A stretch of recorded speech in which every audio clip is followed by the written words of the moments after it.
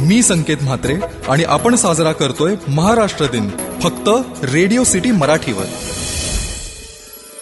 तिचा साज वेगळा, अंदाज वेगळा, तिची मुद्रा अलौकिक, अनबाज वेगळा.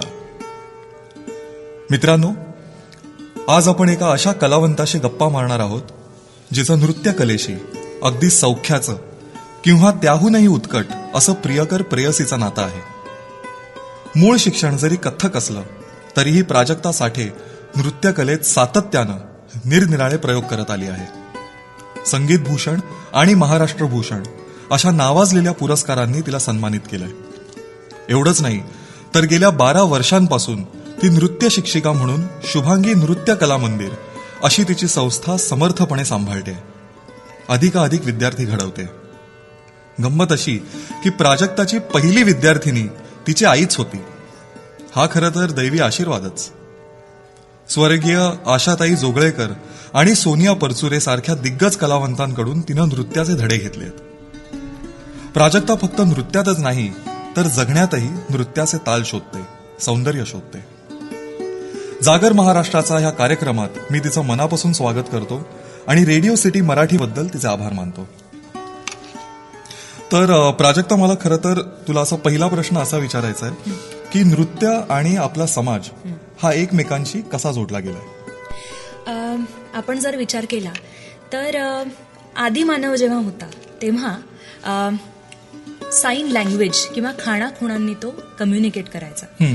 आणि तेव्हा बेसिक अन्न वस्त्र निवारा ह्याचं स्ट्रगल होतं. तर त्यामुळे जेव्हा शिकारीसाठी त्याला स्ट्रॅटेजी प्लॅन करायला लागायची किंवा शिकारीसाठी एकत्रित येऊन तो शिकार करायचा आणि शिकार मिळाल्यावर आनंद व्यक्त करायचा. तर ह्या सगळ्या गोष्टींमध्ये हातांच्या खाणाखुणा आणि चेहऱ्यावरचे हावभाव ह्यांनी तो स्वतःची सगळी फिलिंग्स कन्वे करायचा, म्हणजे एक्सप्रेस करायचा. त्याच्यानंतर पुढे जाऊन जेव्हा थोडं प्रगत झालं आणि आदिवासींचा काळ आपण जेव्हा पाहतो तेव्हा ह्याला थोडंसं जास्त आपण म्हणू कॉम्प्लेक्स स्वरूप आलं.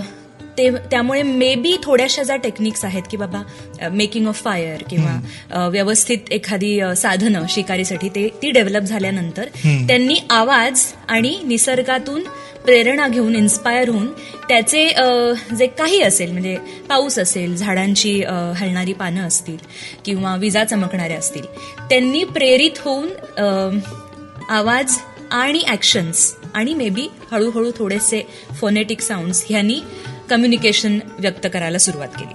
परत त्या पुढे जाऊन जेव्हा गावं स्थापन झाली किंवा गावकरी, तेव्हा त्यांना स्पेसिफिक ऑक्युपेशन्स आली की शेती करणं आलं, मग कोणी धनगर होतं, मग कोणी, ह्या पद्धतीने हळूहळू समाजाचं ग्रुपिंग झालं. आणि त्यामध्ये काय झालं, हे कॅटेगराईज झाल्यामुळे त्या जे ऑक्युपेशन्स होते त्यांचे, की शेतकऱ्यांमध्ये कापणी, पेरणी किंवा नंतर अन्न वस्त्र निवारा हा हळूहळू प्रॉब्लेम सॉल्व्ह झाल्याने त्याच्या पलीकडे जाऊन आपल्याला मनोरंजन कसं करता येईल किंवा आपल्याला झालेला आनंद ह्याची परत परत अनुभूती कशी घेता येईल असा विचार त्या माणसाच्या मनात आला असावा. त्यामुळे मग एकत्र येऊन सेलिब्रेट करण्याची कन्सेप्ट त्या गावकरी लोकांना झाली आणि तिथून खरं म्हणजे नृत्याचा उगम झाला.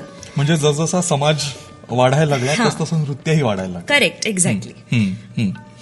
आणि मला एक सांग की तुला असं वाटतं का की जेव्हा आपण माणूस म्हणून जेव्हा आपण मोठे होतो तसतशी आपली कलाही आपल्यामध्ये वाढत जाते?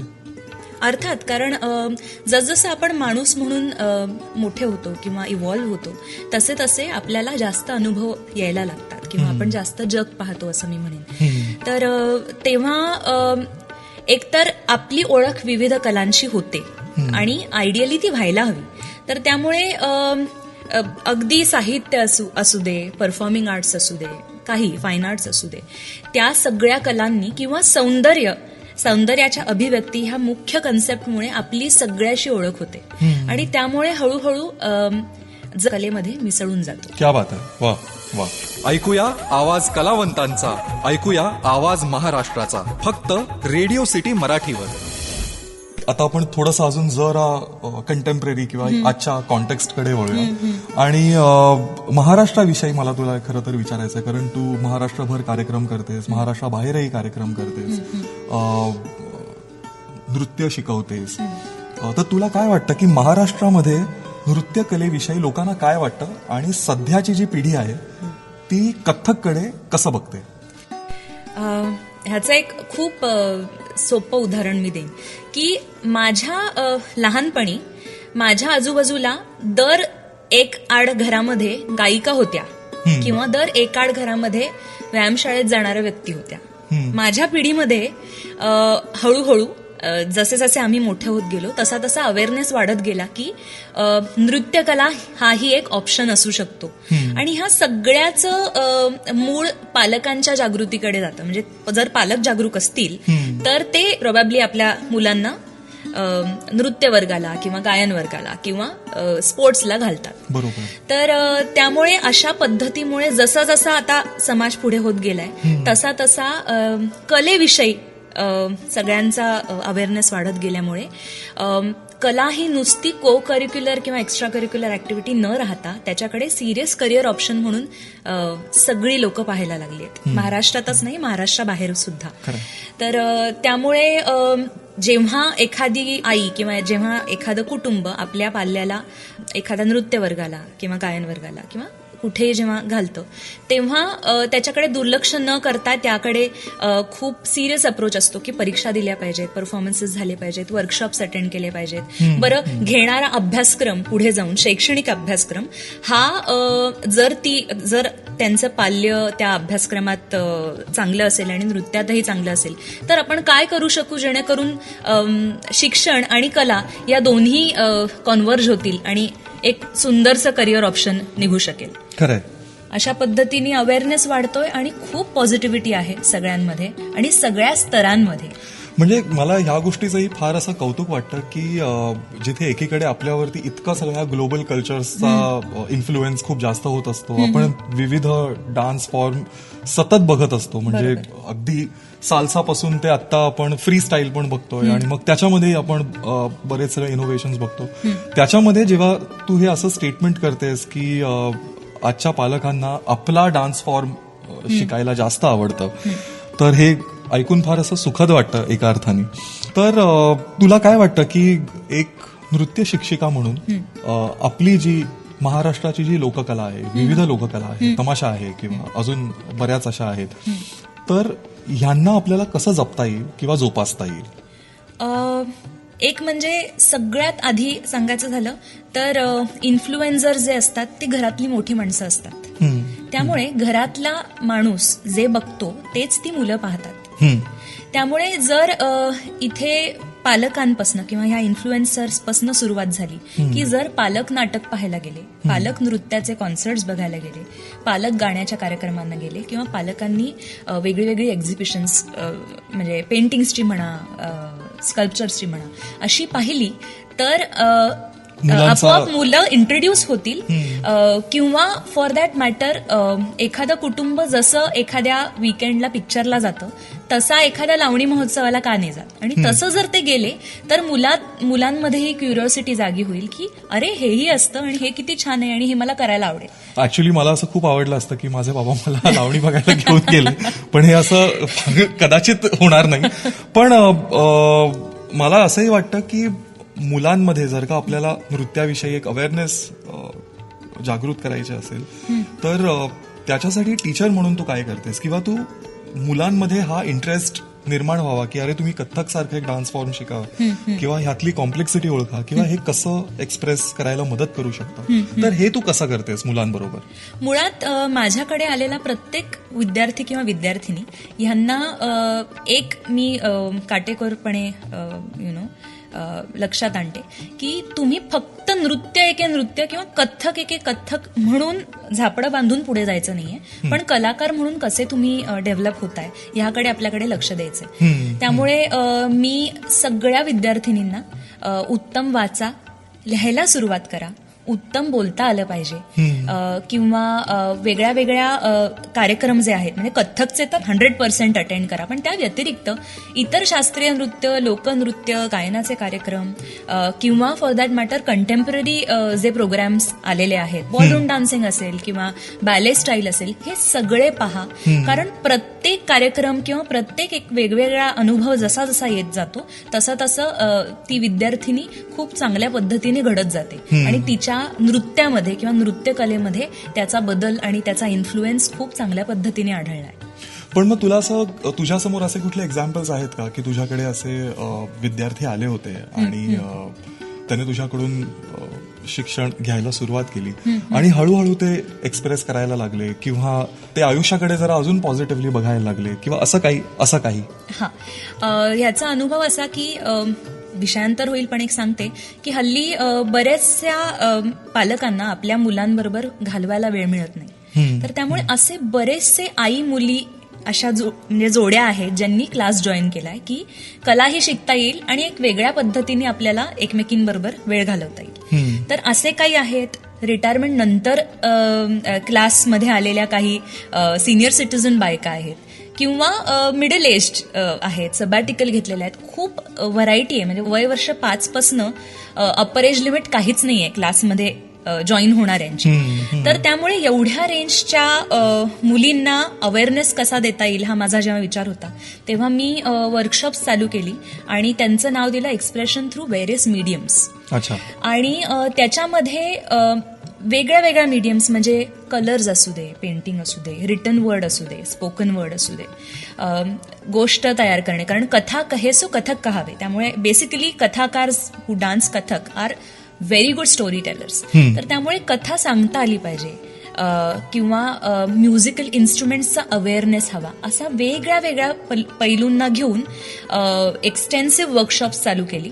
आणि ती वर्कशॉप्स केल्यानंतर त्या मुलींना लक्षात आलं की बापरे, हे केवढं वास्ट आहे, हे किती सुंदर आहे. आणि त्यामुळे आता एक पॉझिटिव्ह बदल असा की मी कारण फीडबॅक घेते सगळ्यांचा, तर त्यामुळे फक्त कथ्थकचेच नाही तर आम्ही सरोजच्या कार्यक्रमाला जाऊन आलो किंवा आम्ही हे पेंटिंगचं एक्झिबिशन पाहिलं किंवा आम्ही हे लिहू लागलो. आणि मुली ह्या नुसत्याच नृत्य शिकत नाहीयेत, तर त्या लिहितायत, त्या बोलतायत, त्या वेगळ्या वेगळ्या कला एक्सप्लोअर करतायत. म्हणजे खरं तर ते फक्त नृत्य नाही शिकतायत, तर ते खरं तर जगायला शिकतायत. क्या बात आहे. ऐकूया आवाज कलावंतांचा, ऐकूया आवाज महाराष्ट्राचा, फक्त रेडिओ सिटी मराठीवर. तर मला एक सांग की आजच्या महाराष्ट्रात आणि खास करून नृत्याच्या क्षेत्रात तुला सगळ्यात मोठा असा बदल काय जाणवतोय? सगळ्यात मोठा बदल असा की आधी जी नृत्यकला फक्त थोड्या म्हणजे आपण म्हणू की वेगळ्या क्लाससाठी लिमिटेड होती, ती आता मासेसपर्यंत येऊन पोचली. त्यामुळे आज सगळ्या स्तरातल्या लोकांना नृत्य शिकायचे आणि त्याचा सिरियसनेस कळतो. कामगार वर्गातल्या पण काही पालकांना जेव्हा आपल्या मुलीला कथ्थकच्या क्लासला घालावंसं वाटतं आणि ते मला येऊन सांगतात की कथ्थक आधी शिकू दे, रेकॉर्ड डान्स तिला नंतर येईलच. तर ही माझ्यासाठी खूप पॉझिटिव्ह गोष्ट मला लक्षात आली आणि त्यामुळे I think future is absolutely bright. Fantastic. पण मला एक सांग की एकदा कथ्थक शिकल्यानंतर फ्रीस्टाईल किंवा कुठलीही अजून कला किंवा कुठलीही अजून स्टाईल डान्सची हे करणं सोपं होतं की पुन्हा त्याच्यासाठी एक वेगळा प्रयत्न करावा लागतो? हे बघ संकेत, लर्निंग अनलर्निंग हा कलाकाराचा एक एव्होल्युशनचा भाग आहे. त्यामुळे मी असं नाही म्हणणार की कुठली एक नृत्य कला शिकली की दुसरी सोपी होते किंवा दुसरी कठीण पडते.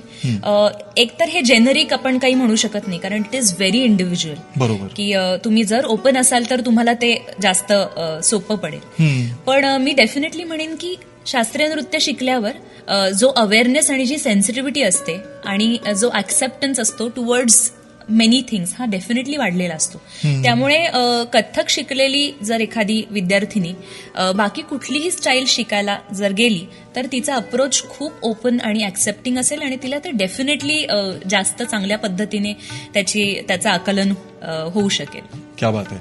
तू मला मागच्या वेळेला जेव्हा भेटली होतीस तेव्हा तू मला सांगितलं होतंस की तुझी पहिली बॅच आता बाहेर पडते आणि म्हणजे हे मी फक्त इमॅजिनच करू शकतो. मला कदाचित हे कधी असा अनुभवता येईल की नाही मला माहित नाही, पण तुला आता तुझी पहिली बॅच बाहेर पडते आणि तुझी फर्स्ट बॅच आता ग्रॅज्युएट होणार आहे, तर तुला ऍज अ टीचर आणि तुला ऍज अ डान्सर तुला काय वाटतंय, तुझा काय अनुभव आहे?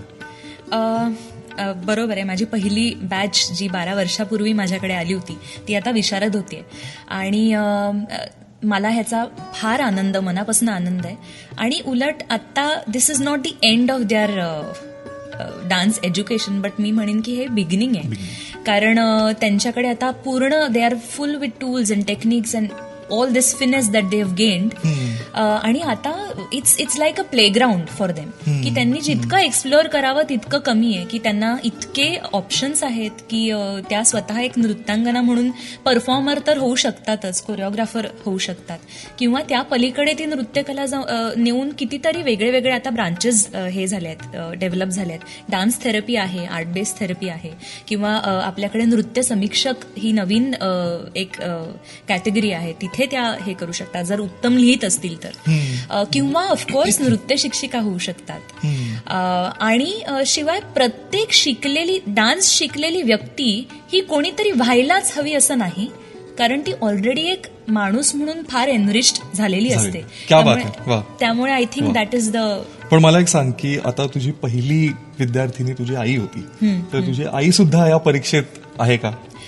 आई परीक्षेत नाहीये, कारण तिला मुख्यपणे स्वतःच्या आनंदासाठी नृत्य शिकायचं होतं, त्यामुळे तिला त्या बंधनात अडकायचं नव्हतं. आणि हा खूप इंडिव्हिज्युअल पॉइंट सगळ्यांनाच मी त्याची मुभा देते की परीक्षा देणं न देणं हा प्रत्येक इंडिव्हिज्युअल माणसावर अवलंबून आहे. तर त्यामुळे ती शिकते आहे आणि ती त्यात फार आनंदात आहे.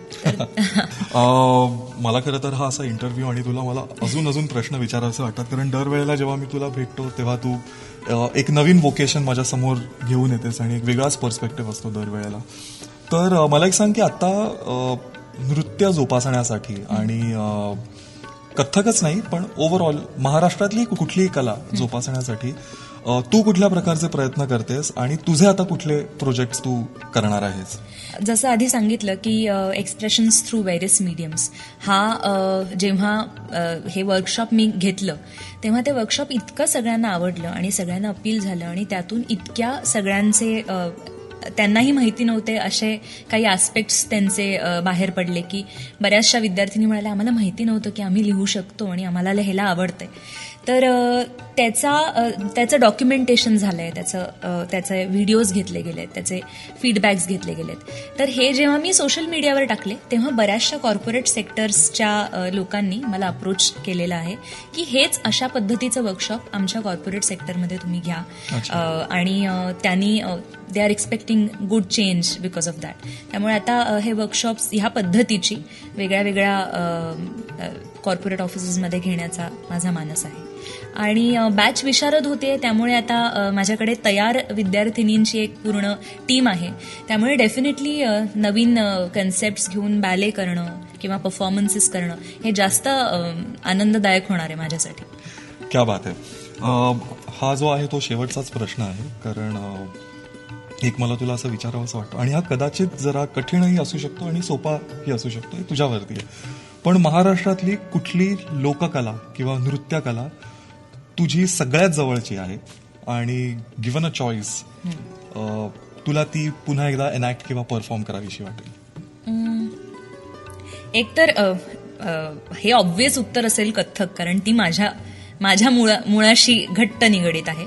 त्यामुळे पहिलं उत्तर डेफिनेटली कथ्थक आहे. पण कथ्थकच्या व्यतिरिक्त जर तू मला विचारशील तर डेफिनेटली लावणी, कारण लावणी म्हणजेच लावण्य आणि असा कुठलाही रस नाही नवरसांपैकी जो लावणीमधून एक्सप्रेस होत नाही आणि एन्जॉय होत नाही. आणि इतका सुंदर पद्धतीने सगळ्यांना म्हणजे ऑडियन्स, म्युझिशियन्स आणि ऍक्च्युअल परफॉर्मर्स यांना जुळवून ठेवणारा इतका सुंदर धागा मी कधीच पाहिलेला नाहीये. त्यामुळे मला लावणी एक्सप्लोअर करायला अगदी डेफिनेटली आवडेल. क्या बात आहे. आणि मी हीच आशा करतो की तू ज्या काही प्रोजेक्ट्स जे पुढे घेतेस ते नक्कीच सफल होतील आणि आम्ही आणखीन विद्यार्थ्यांना बघू जी प्राजक्ता साठे स्कूल ऑफ थॉटमधून बाहेर पडतायत आणि फक्त नृत्यच नाही तर जगणंही शिकतायत आणि दुसऱ्यांनाही शिकवतायत. तर या स्टुडिओमध्ये आल्याबद्दल तुझे मनापासून आभार. महाराष्ट्र दिनाविषयी तू इथे आलीस आणि एक असा एक वेगळा पर्स्पेक्टिव्ह दिलास की बाबा महाराष्ट्रामधलं नृत्य किती महत्वाचं आहे आणि ते कसं आपल्याला जोपासता येईल. त्यासाठी तुझे मनापासून आभार. Thank you so much. ऐकूया आवाज कलावंतांचा, ऐकूया आवाज महाराष्ट्राचा, फक्त रेडिओ सिटी मराठीवर. महाराष्ट्र दिन विशेष जागर महाराष्ट्राचा फक्त रेडिओ सिटी मराठीवर. Brought to you by Serbia's Chembur Central. अब don't oversoach it. सिर्फ 42 लाख में बुक करो अपना फ्लैट, वो भी मुंबई जैसी प्राइम लोकेशन में. टाटा सॉल्ट, देश की सेहत, देश का नमक.